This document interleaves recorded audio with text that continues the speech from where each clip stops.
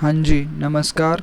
मेरा नाम सुरजीत है और ये वीडियो मैं उन सारे स्टूडेंट्स के लिए बना रहा हूँ जिन्होंने अभी केमिस्ट्री की शुरुआत करी है। इस वीडियो में मैं केमिस्ट्री की बेसिक डेफिनेशंस डिस्कस करूँगा जो हर एक स्टूडेंट को पता होनी चाहिए। अगर ये डेफिनेशन किसी स्टूडेंट को नहीं पता है तो प्लीज़ ये वीडियो ज़रूर देखिए, ये आपके लिए बहुत ज़्यादा हेल्पफुल होगी, ठीक है ना। तो स्टार्ट करते हैं वीडियो। तो सबसे पहले मैं आपको बताऊंगा कि केमिस्ट्री क्या चीज़ है। केमिस्ट्री में बेटा आप लोग पढ़ते हो केमिस्ट्री में आप पढ़ते हो किसके बारे में? मैटर के बारे में। मैटर क्या होता है ये तो सभी को पता होगा, 9वीं 10वीं की डेफिनेशन है। इसमें क्या होता है? मैटर होता है जिसके पास मास होता है और कोई स्पेस ऑक्यूपाई कर देता है, ठीक है। तो उसको हम क्या बोलते हैं? मैटर। केमिस्ट्री में हम मैटर को ही स्टडी करते हैं। मैटर क्या होता है?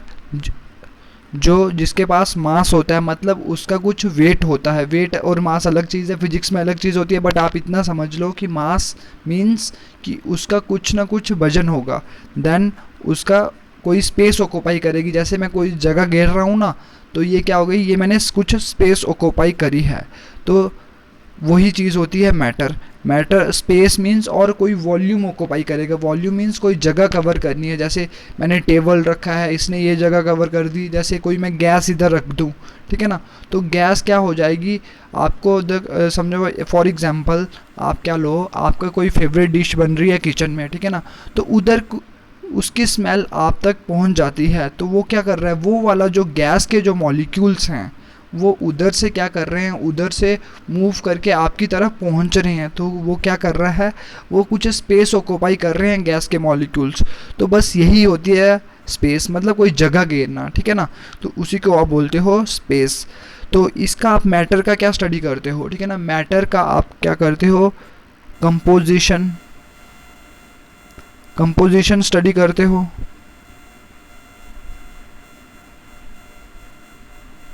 देन स्ट्रक्चर लिखते जाना, ठीक है ना, एंड प्रॉपर्टीज। तो ये तीन चीज़ें आप स्टडी करते हो। क्या? मैटर का composition, structure and properties. Composition means कि मैटर किससे बना हुआ है। यू नो कि मैटर है। मैटर को अगर आप तोड़ते जाओ तोड़ते जाओ तोड़ते जाओ, तोड़ते तो नहीं हो ऐसे, एक्चुअली में आप तोड़ते नहीं हो मैटर को, बट ऐसे इमेजिन करो कि अगर आप उसके टुकड़े करते जाओ तो लास्ट में कोई छोटी सी चीज़ मिलेगी ना, तो वही होती है उसकी कंपोजिशन। मतलब वो छोटी छोटी सी चीज़ें के मतलब मैटर किस किस चीज़ से बना हुआ है, तो वही होती है उसकी कंपोजिशन को स्टडी करना। वो छोटी छोटी जो चीज़ें होती हैं उसको स्टडी करना और उसके स्ट्रक्चर को स्टडी करना। स्ट्रक्चर इन द सेंस कि जैसे आप एग्जांपल ले लो, आपका कोई स्ट्रक्चर है, ठीक है ना, आपका स्ट्रक्चर है, कोई मोटा है, कोई पतला है, मतलब कोई आपकी शेप है, उस चीज़ को स्टडी करना, ठीक है ना। जैसे टेबल होगा, चेयर होगी, उनकी कोई ना कोई अपनी शेप होती है, ठीक है ना। तो उन चीज़ों को आप स्टडी करते हो किसमें? स्ट्रक्चर और शेप। Then properties. प्रॉपर्टीज़ के बारे में आप पता करते हो। जैसे फिजिकल प्रॉपर्टीज़ हो गई और केमिकल प्रॉपर्टीज़ हो गई। फिजिकल प्रॉपर्टीज़ मींस आप बाहर से कैसे दिख रहे हो, ठीक है ना, फिजिकली आप कैसे दिख रहे हो, आपकी बॉडी कैसी दिख रही है, ठीक है ना, फिजिकल प्रॉपर्टीज़ वो होती हैं। और केमिकल प्रॉपर्टीज़ मतलब वो चीज़ किससे बनी हुई है, वो केमिकली किस चीज़ के साथ।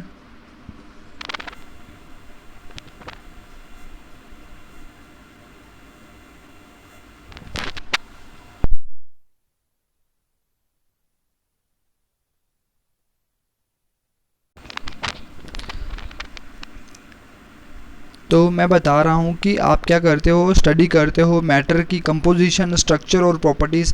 ये आपको बाद में पता लगेंगी। फिजिकली मतलब मेल्टिंग, बॉइलिंग पॉइंट, ये सारी चीज़ें होती है। और केमिकल प्रॉपर्टीज़ मतलब आप उनकी रिएक्शंस समझना चाहते हो, ठीक है ना। ये चीज़ उसके साथ जुड़ गई, ये उसके साथ जुड़ गई। जैसे हवा के साथ उसने रिएक्शन कर देनी है, कभी उसने पानी के साथ रिएक्शन कर देनी है। तो ऐसी ऐसी रिएक्शंस इधर होती हैं। जब आप स्टडी करोगे इनको तो आपको सब कुछ पता लग जाएगा। तो बस बेटा आप लोग यही पढ़ते हो कि मैटर की स्टडी करते हो केमिस्ट्री में। मैटर इन द सेंस कि कोई भी ऐसी चीज़ जो कि आपको आपके आगे पीछे दिख रही है, वो सारी की सारी चीज़ें क्या हैं, मैटर हैं। तो उन्हीं की स्टडी आप लोग करते हो केमिस्ट्री में, ठीक है ना। मैटर की क्या स्टडी करते हो, मैटर का स्ट्रक्चर स्टडी करते हो, कंपोजिशन स्टडी करते हो, और उसकी प्रॉपर्टीज़, फिजिकल और केमिकल प्रॉपर्टीज़ के बारे में पता करते हो। ये मतलब ऑब्वियस सी चीज़ें आपको पता हो जानी चाहिए, ठीक है ना, पता लग जानी चाहिए। देन क्या होता है, देन ये वाली चीज़ अगर आपको पता लग गई तो फिर हम आगे स्टडी करते हैं कि मैटर की हम क्लासिफिकेशन कैसे कर सकते हैं। मैटर की हम क्लासिफिकेशन कर सकते हैं दो तरीक़ों से। एक तो हो सकती है फिजिकल क्लासिफिकेशन,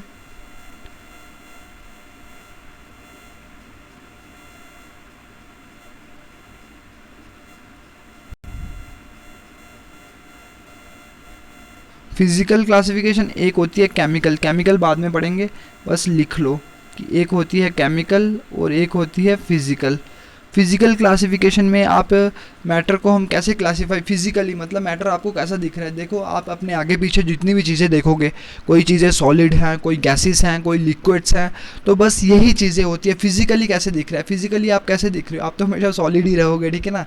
तो बट आप जब अपने आगे पीछे देखोगे तो देखोगे कि कोई चीज़ आपको सॉलिड दिख रही है, कोई लिक्विड दिख रही है, कोई गैस दिख रही है। तो यही चीज़ें होती हैं कि फिजिकल क्लासिफिकेशन में आपने मैटर को डिवाइड करा हुआ है सॉलिड में, लिक्विड में और गैस में।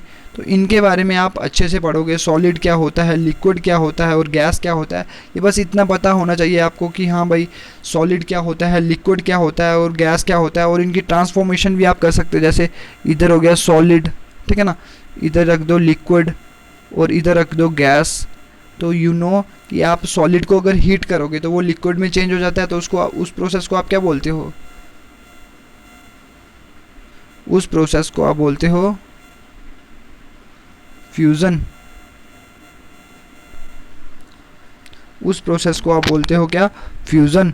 देन अगर लिक्विड को गैस में कन्वर्ट कर दो तो आप उसको बोलते हो वेपराइजेशन। नोट करते जाना, ठीक है ना। देन अगर सॉलिड को डायरेक्टली गैस में कन्वर्ट कर दो तो उसको आप बोलते हो सब्लिमेशन, ठीक है ना। तो इसका अपोजिट भी होते हैं, ठीक है ना। जब आप गैस को सॉलिड में कन्वर्ट कर दोगे दोबारा से तो उसको आप बोलते हो डिपोजिशन, ठीक है ना। ये सिलेबस में नहीं है बट आपको पता होनी चाहिए सारी चीज़ें, ठीक है ना। और अगर गैस को दोबारा से लिक्विड में कन्वर्ट कर दो तब आप उसको बोलते हो कंडेंसेशन लिखते जाना, ठीक है ना, ज़रूरी है। देन अगर लिक्विड को दोबारा से सॉलिड कर दोगे तो उसको आप बोलते हो सॉलिडिफिकेशन, ठीक है ना। तो ये सारी की सारी चीज़ें आप लोगों को पता होनी चाहिए, ठीक है ना। ज़्यादा ज़रूरी नहीं है बट फिर भी पता कर लो, अच्छा रहता है पता करना, ठीक है ना। कैसे कैसे ये चीज़ें कन्वर्ट हो जाती हैं, तो इन सभी के बारे में आपने अच्छे से पढ़ना है। सॉलिड्स के बारे में पढ़ना है, लिक्विड्स के बारे में पढ़ना है, गैसेस के बारे में पढ़ना है, ठीक है ना। देन क्या हो गया, देन उसके बाद आप मैटर को, आपने बताया कि मैटर को हम तीन क्लासिफिकेशन आपने कर ली। मतलब फिजिकल क्लासिफिकेशन में आपने 3 डिविजन्स कर ली, सॉलिड्स, लिक्विड और गैस। आपको पता है 2 और भी होती है, जैसे प्लाज्मा और बोस आइंस्टाइन कंडेंसेट। तो ये वाली क्लासिफिकेशन होती है। देन अभी हम करते हैं इसकी केमिकल क्लासिफिकेशन। केमिकली आप मैटर को कैसे क्लासीफाई कर सकते हो, ये आप कर सकते हो क्या, एक तो हो गया प्योर सब्सटेंसेस और दूसरा हो गया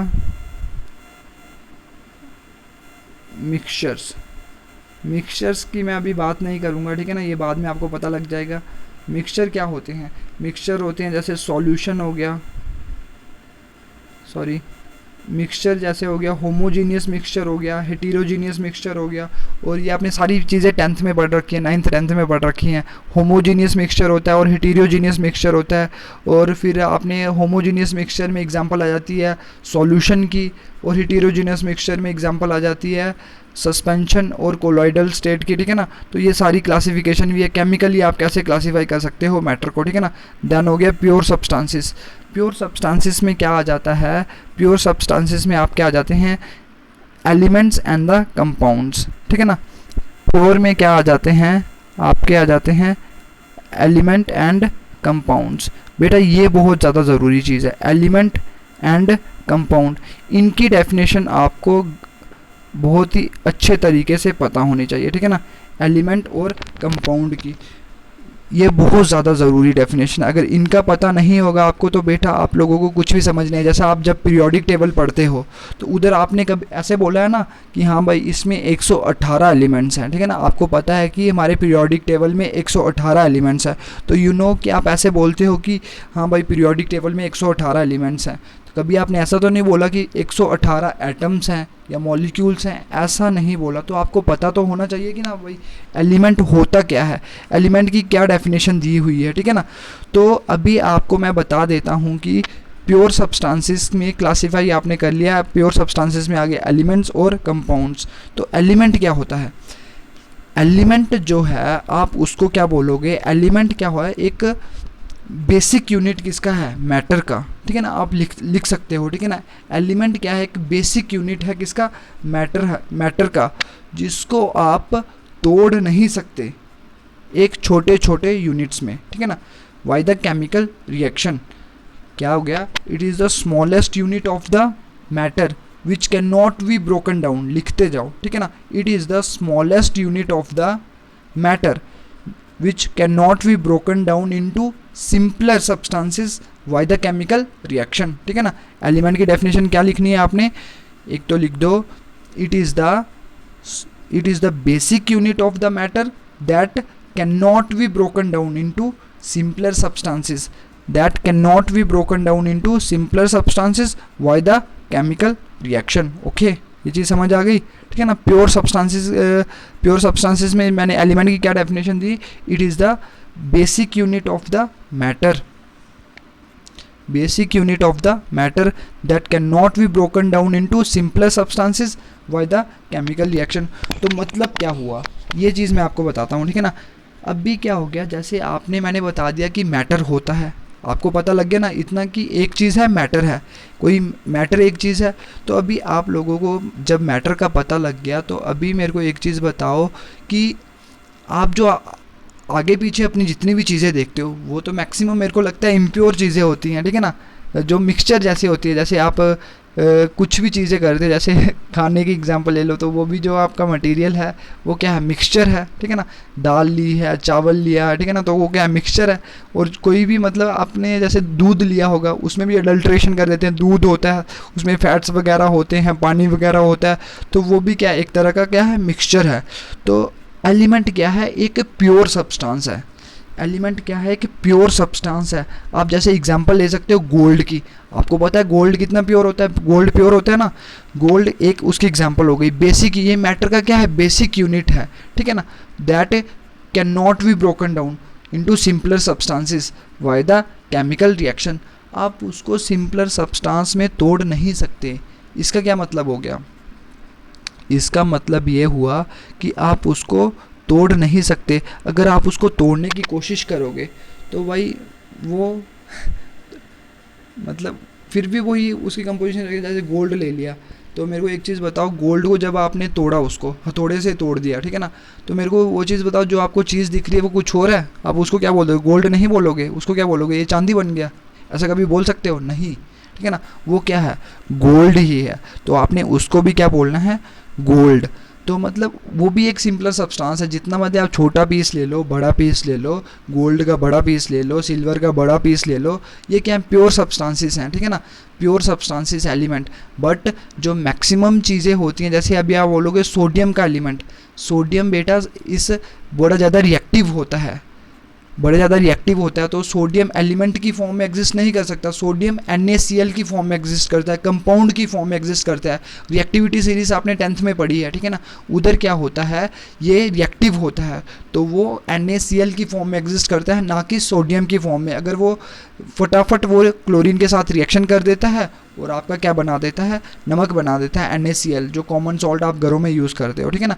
तो ये वाली चीज़ होती है। तो बट जो लीस्ट रिएक्टिव मेटल्स होते हैं, जैसे कि गोल्ड और सिल्वर, ये एलिमेंटल फॉर्म में एग्जिस्ट करते हैं, एलिमेंटल फॉर्म में, फ्री स्टेट में एग्जिस्ट करते हैं, वो किसी के साथ कंबाइन नहीं करते हैं, ठीक है ना। तो ये वाली चीज़ हो गई वो एलिमेंट, मतलब वो क्या है, बेसिक यूनिट है किसका, मैटर का, जिसको आप फर्दर तोड़ नहीं सकते simpler substances by the chemical reaction. आप उसकी केमिकल रिएक्शन करवाओगे तो फिर भी आप उसको तोड़ नहीं पाओगे, ठीक है ना। तो ये वाली चीज़ हो गई। या फिर एक और डेफिनेशन दे सकते हो, it is the combination of the same type of the atoms और द मॉलिक्यूल्स। ये वाली डेफिनेशन भी लिख सकते हो आप, लिख दो इसको क्या, it is the combination of the same type of the atoms और the elements. It is the combination of the same it is the combination of the same type of the atoms और the molecules. तो ये वाली चीज़ हो गई। तो ये वाली थोड़े फैक्ट्स हैं वो याद रख लेना कि आपके पीरियोडिक टेबल में 118 एलिमेंट्स हैं, जिसमें से आपको पता है एलिमेंट्स क्या क्या हो सकते हैं। एलिमेंट्स हो सकते हैं आपके पीरियोडिक टेबल में 118 है ना, उसमें से आधे होंगे मेटल्स, आधे होंगे नॉन मेटल्स और आधे होंगे मेटलॉइड्स, ठीक है ना। तो आधे होंगे मेटल्स, आधे होंगे नॉन मेटल्स और आधे होंगे मेटलॉइड्स, ठीक है ना। तो ये वाली चीज़ याद रख लेना कि जो 118 में से 92 जो हैं वो क्या हैं, नेचुरली अकरिंग हैं, वो नेचर में पाए जाते हैं, बट जो उसके बाद आप बना रहे हो वो क्या है, आर्टिफिशियल हैं, ठीक है ना। और इनमें से जो 118 में से 11 जो हैं वो 11 जो एलिमेंट्स हैं वो क्या है, गैशियस स्टेट में पाए जाते हैं, गैशियस स्टेट में पाए जाते हैं, ठीक है ना। वो गैशियस स्टेट में पाए जाते हैं। और 2 एलिमेंट्स जो हैं वो किस में पाए जाते हैं, वो 2 जो हैं लिक्विड स्टेट में पाए जाते हैं। उनका नाम है bromine and the mercury, bromine and mercury, Hg, bromine and the mercury. तो ये पाए जाते हैं। तो ये वाली चीज़ याद रख लेना, ठीक है ना। देन कंपाउंड की डेफिनेशन क्या हो गई। कंपाउंड की डेफिनेशन बेटा आपने याद रख लेनी है कि कंपाउंड क्या होता है, it is the combination of the 2 और more elements. It is the combination of the 2 and the 2 और मोर एलिमेंट्स। कंपाउंड की क्या डेफिनेशन हुई, it is the combination of the 2 or more elements. It is a combination of the 2 or more elements combined together in the fixed proportion by the mass. Combined together by mass रहने दो, ठीक है ना। Combined together in the fixed proportion. अभी इसका क्या मतलब हो गया, मतलब ये क्या हो गया, अभी मैंने बता दिया कि जो आपकी सबसे बेसिक यूनिट है उसको आप बोलते हो एलिमेंट। अभी देखो जो एलिमेंट होते हैं वो जब कंबाइन कर जाएंगे एक दूसरे के साथ, जब वो कंबाइन कर जाएंगे देन क्या हो जाएगा, एक कंपाउंड बन जाएगा, ठीक है ना। जब वो एलिमेंट्स एक दूसरे के साथ कंबाइन कर जाएंगे तो आपका क्या बन जाएगा, कंपाउंड बन जाएगा। बट ऐसा नहीं अंधाधुंध के इतने सारे एलिमेंट्स एक दूसरे के साथ कंबाइन कर जाएंगे, कोई मतलब फिक्स्ड पैटर्न होता है, ठीक है ना। 2 या उससे ज़्यादा एलिमेंट्स एक दूसरे के साथ कंबाइन करेंगे एक फिक्स्ड प्रोपोर्शन में। कोई एक फिक्स बता दिया कि हाँ भाई ये बोलेगा जैसे H2O, ये कंपाउंड है, ठीक है ना। तो उसने क्या ले लिया, हाइड्रोजन का एलिमेंट हो गया और ऑक्सीजन का एलिमेंट हो गया। तो अभी फिक्स्ड प्रोपोर्शन, ठीक है ना, फिक्स्ड प्रोपोर्शन। एक फिक्स्ड प्रोपोर्शन में इन्होंने क्या करना है, फिक्स्ड रेशियो में, रेशियो मतलब अगर ये 2 होंगे, H2 होंगे तो ऑक्सीजन 1 होगा, तो ये हो गया फिक्स्ड प्रोपोर्शन, मतलब हाइड्रोजन 2 ऑक्सीजन 1, ऐसा फिक्स्ड प्रोपोर्शन। बाय मास, मास मतलब इसका 2 होगा और इसका कितना 16, तो इसकी रेशियो ले लो कितनी हो जाएगी 1:8, 1:8 इसकी फिक्स्ड प्रोपोर्शन बाय मास हो जाएगा, ठीक है ना। तो कंपाउंड क्या हो गया, it is the combination of the 2 और more elements combined together in the fixed proportion by the मास, ठीक है ना। तो ये वाली चीज़ हो गई। देन अगर आप लोगों को ये वाली चीज़ अगर पता लग गई, देन मेरी बात सुनो कि अभी आपकी डेफिनेशन ये बहुत ज़्यादा ज़रूरी चीज़ें हैं, ठीक है ना। एलिमेंट और कंपाउंड, जो भी आपको आगे पीछे चीज़ें दिख रही है ना अपने नेचर में, तो वो सारी की सारी किस फॉर्म में है, एलिमेंटल और कंपाउंड फॉर्म में है, ठीक है ना। मैक्रो लेवल पे मतलब बड़े स्तर पे अगर आप चीज़ों को देखो, प्योर सब्सटेंसेस को आपने क्लासीफाई कर दिया हुआ है किसमें, एलिमेंट्स एंड द कंपाउंड्स में। तो एलिमेंट की मैंने डेफिनेशन दे दी, वो क्या हो गया, it is the basic unit of the matter that can not be broken down into simpler substances by the chemical reaction, ठीक है ना, जिसको आप सिंपलर सब्सटेंसेस में नहीं तोड़ सकते बाय द केमिकल रिएक्शन, और उसको आप दूसरे तरीके से बोल सकते हो it is the combination of the same type of the atoms और द मॉलिक्यूल्स। देन कंपाउंड की क्या डेफिनेशन होगी? Compound is a pure substance that is formed by the combination of the two और more elements combined together in the fixed proportion by the mass. मतलब compound क्या हो गया? दो या दो से ज़्यादा एलिमेंट्स से बन रहा है जब वो क्या करते हैं एक फिक्स्ड प्रोपोर्शन, मतलब कोई एक फिक्स प्रोपोर्शन, ऐसा नहीं है कि इधर 1:20 हो जाना है, ऐसा नहीं हो जाना। कम जो फिक्स्ड प्रोपोर्शन रख लिया कि हाँ भाई 1:8, उनके जो मास की फिक्स प्रोपोर्शन होनी है उसमें उन्होंने कंबाइन करना है, तो आपका ये क्या बन जाना? पानी बन जाना। तो ये वाली चीज़ है, ऐसा नहीं हो जाएगा H3 हो तो इधर कितना हो जाएगा 3:16, तो बेटा आपकी फिक्स प्रोपोर्शन 1:8 थोड़ी ना हो पाएगी, नहीं हो पाएगी, तो ये आपका क्या बनेगा? पानी नहीं बन पाएगा, तो कुछ अलग चीज़ बन जाएगी, ठीक है ना।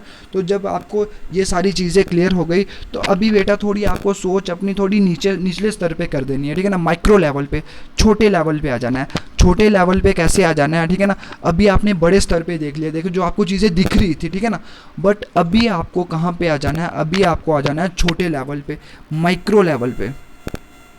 माइक्रो लेवल पे जब आप आ जाते हो छोटे लेवल पे बेटा, जब अभी देखो आप उसको तोड़ते गए एलिमेंट को तोड़ते गए, कंपाउंड को तोड़ते गए, तो बेटा आपको क्या मिल जाते हैं? जब उनको तोड़ते गए, उनके पीसीस करते गए, बट ऐसे एक्चुअली में आप करते नहीं हो, बट ऐसे हाइपोथेटिकल ऐसे आपको बता रहा हूँ कि मैंने बताया था पहली वीडियो में बताया था मैंने आपको, जब मैं बता रहा था करियर गाइडेंस दे रहा था आपको, तो मैंने बताया था कुछ ऐसी चीज़ें आपको विजुलाइज करनी पड़ेंगी जो आप देख नहीं पाते हो। तो बस बेटा आप एटम्स और मॉलिक्यूल्स को कभी ज़िंदगी में देख नहीं पाओगे। अगर आप देखना चाहते हो तो बेटा आपको कुछ बड़ी सी लैब्स में जाना पड़ेगा, जैसे कोई बड़ी लैब्स में जाने पड़ेगा, तो उधर आप जब जाओगे तो एटम्स और मॉलिक्यूल्स को देख लेना, ठीक है ना। माइक्रो लेवल पे जब मैं आपको बेटा बात बताता हूँ तो आप क्या करते हो? एलिमेंट और कंपाउंड, एलिमेंट और कंपाउंड, ये तो हो गया मैक्रो लेवल पे, बड़े स्तर पे, ठीक है ना। तो ये हो गया मैक्रो लेवल पे। बट अगर आप क्या करोगे? माइक्रो लेवल की बात करोगे तो उधर बात आ जाती है किसकी? एटम्स और मॉलिक्यूल्स। और बेटा ये बहुत ज़्यादा ज़रूरी है, ठीक है ना। एटम्स और मॉलिक्यूल्स की डेफिनेशन आपके टिप्स पे होनी चाहिए, ठीक है ना। अगर एटम्स और मॉलिक्यूल्स की डेफिनेशन अगर आपको पता नहीं होगी तो बेटा आप लोगों को केमिस्ट्री नहीं आती है, ठीक है ना। तो एटम्स क्या होता है? आपने ये डेफिनेशन 9th क्लास में पढ़ी थी। एटम्स क्या होता है? इट इज़ द, क्या हो गया? लिखते जाना definition. It is the, atom की डेफिनेशन है भाई, ठीक है ना। It is the smallest, it is the smallest particle of matter that cannot be divided further,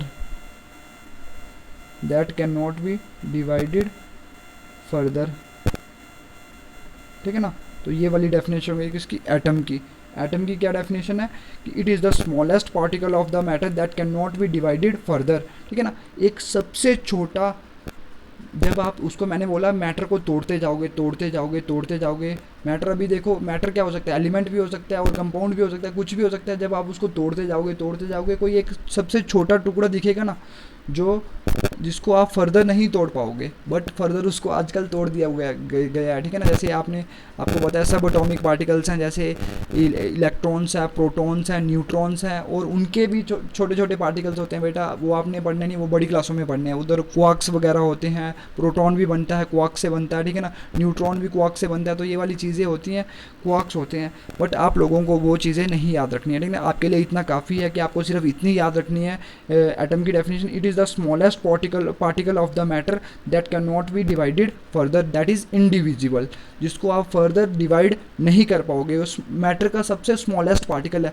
और बेटा ये जो निचले स्तर की बात है, आप इसको कभी ज़िंदगी में देख नहीं पाओगे अपनी ज़िंदगी में। मैंने तो अभी तक देखा नहीं है, क्या पता आप लोगों ने देख लिया हो, ठीक है ना। आप क्या पता लग जाओ दिहाड़ी पे, ठीक है ना, लग रहे हो उसको, हाँ भाई तोड़ते जाते हैं, क्या पता भाई एटम दिख जाए। आज तक तो मेरे को लगता नहीं है किसी ने तोड़ के कोई देख पाया होगा, ठीक है ना।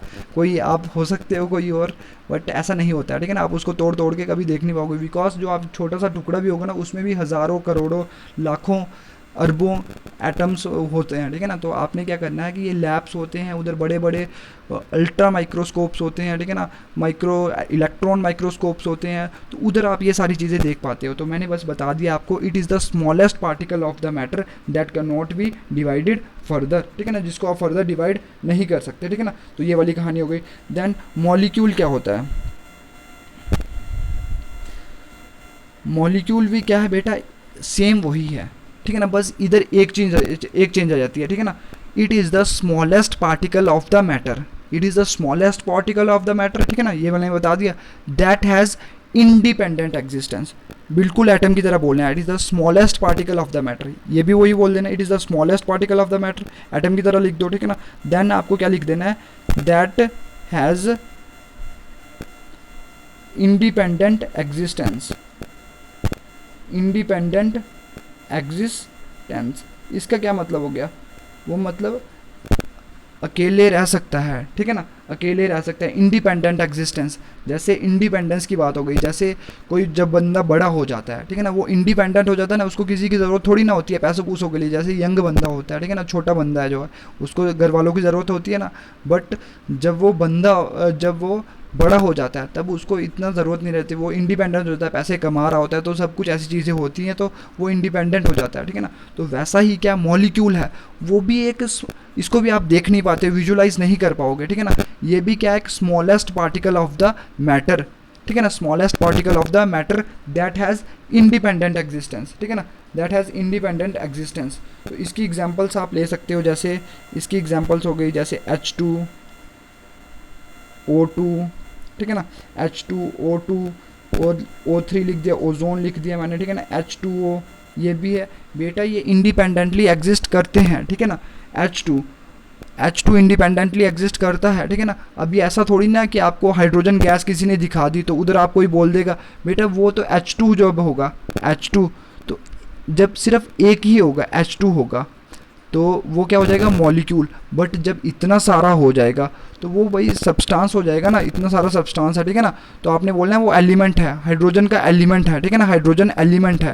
बिकॉज मैंने बोला क्या था, एटम्स और मॉलिक्यूल्स को आप कभी देख नहीं पाते हो, तो वो क्या है, अगर आप सैंपल जब आपने ले लिया, हाइड्रोजन की गैस ले ली, तो उधर ऐसा थोड़ी ना है कि सिर्फ एक ही मॉलिक्यूल होना है, तो उधर इतना सारा वो होना है, तो आपने बोलना है वो क्या है, हाइड्रोजन का एलिमेंट है, ठीक है ना, या हाइड्रोजन का मॉलिक्यूल नहीं बोलना है। मॉलिक्यूल जब आपको सिर्फ एक ही अगर वो दिख रहा होगा ना, H2, तब आपने बोलना है, बट वो आप एक कभी देख नहीं पाओगे, बिकॉज जब आपने गैस ले ली तो बहुत सारी बनी होगी, तो बहुत सारे आपको हाइड्रोजन के मॉलिक्यूल्स दिख जाने हैं, तो वो वाली चीज़ आपको एलिमेंटल फॉर्म में दिख जानी है, ठीक है ना। जैसे H2O, ठीक है ना, H2O मॉलिक्यूल, ऐसा थोड़ी ना जब आप पानी पीते हो तो उसमें सिर्फ एक ही H2O है, ठीक है ना, बहुत सारे H2O हैं, बहुत सारे H2O बन के उन्होंने क्या बना दिया, कंपाउंड बना दिया, जो कि आप देख पा रहे हो। मैंने क्या बोला था, एलिमेंट और कंपाउंड को आप विजुलाइज कर पाते हो, बट एटम्स और मॉलिक्यूल्स को विजुलाइज नहीं कर पाते। तो इतना चीज़ें याद रखो, जो डाउट होगा तो मेरे को व्हाट्सएप ग्रुप में सेंड कर देना। Thank you, welcome.